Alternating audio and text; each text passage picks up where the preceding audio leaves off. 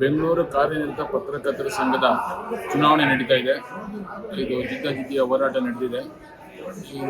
ಈ ಚುನಾವಣೆ ಹಿಂದೆ 2 ತಿಂಗಳ ಹಿಂದೆ ನಡೀಬೇಕಾಗಿತ್ತು. ಕಾರಣಾಂತರದಿಂದ ಮುಂದೂಡಿ ಇಂದು ಚುನಾವಣೆ ನಡೀತಾ ಇದೆ. ಎಲ್ಲ ಸ್ಪರ್ಧಿಗಳು ಸ್ಪರ್ಧಿಸ್ತಾರೆ. ಮತದಾನ ರಿಲೀಸಾಗಿ ಚೆನ್ನಾಗಿ ನಡೀತಾ ಇದೆ. ಎಲ್ಲ ಪತ್ರಕರ್ತರು ಬಂದು ಮತದಾನದಲ್ಲಿ ಭಾಗವಹಿಸಿದ್ದಾರೆ. ಹಾಗೆ ಅಭ್ಯರ್ಥಿಗಳು ಸಹ ಎಲ್ಲ ನಿಂತುಕೊಂಡು ಮತ ಕೇಳ್ತಾ ಇದ್ದಾರೆ. ಯಾರೇ ಗೆಲ್ಲಿ ಸೋಲ್ಲಿ ನಾವೆಲ್ಲ ಪತ್ರಕರ್ತರು ಒಂದೇ.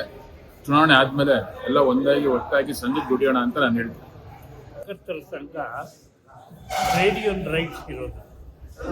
ಆದರೆ ಈಗ ಇತ್ತೀಚೆಗೆ ಈ ಕಾರ್ಮಿಕ ಸಂಘಟನೆಗಳನ್ನು ಒಡೆಯುವಂಥ ಕೆಲಸಗಳು ನಡೀತಿದೆ. ಪತ್ರಕರ್ತರಿಗೆ ಕಾನೂನುಬದ್ಧವಾಗಿ ಇರೋ ಅವಕಾಶ ಇದೊಂದೇ.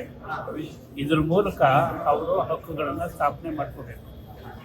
ಆಮೇಲೆ ಯಾವುದೇ ಮ್ಯಾನೇಜ್ಮೆಂಟ್ ಆಗಲಿ ಇದನ್ನು ಪ್ರತಿಸ್ಪರ್ಧಿ ಅಂತ ತಿಳಿಬಾರ್ದು.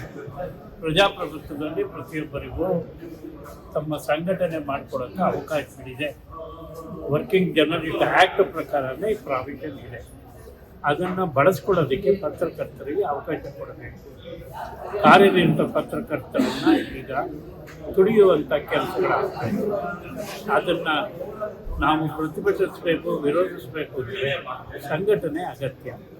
ಸಂಘಟನೆ ಮೂಲಕ ನಾವು ಕಾನೂನುಬದ್ಧ ಹೋರಾಟ ಮಾಡಬೇಕು.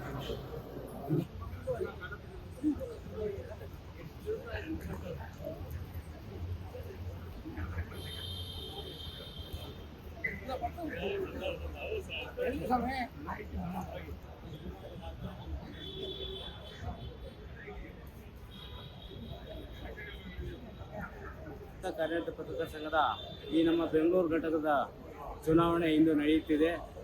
ಈ ಕಳೆದ ಚುನಾವಣೆಗೆ ಎಲ್ಲ ಉತ್ಸಾಹದಿಂದ ಎಲ್ಲರೂ ನಮ್ಮ ಆತ್ಮೀಯ ಮತ ಬಂಧುಗಳು ಅಂದರೆ ಪತ್ರಕರ್ತರು ಬಂದು ಮತ ನೀಡ್ತಾ ಇದ್ದಾರೆ. ಅವರಿಗೆ ನನ್ನ ಮೊದಲನೇ ಥ್ಯಾಂಕ್ಸ್ ಹೇಳ್ತೀನಿ. ನನಗೂ ಒಂದು ವಿಶ್ವಾಸ ಬಂದಿದೆ, ಎಲ್ಲರೂ ನಮ್ಮ ಪರವಾಗಿ ಒಂದು ಮತ ಚಲಾಯಿಸ್ತಾ ಇದ್ದಾರೆ ಅಂತ. ಅದಕ್ಕೆ ಅವರೆಲ್ಲರಿಗೂ ನಾನು ಧನ್ಯವಾದ ತಿಳಿಸ್ತೀನಿ.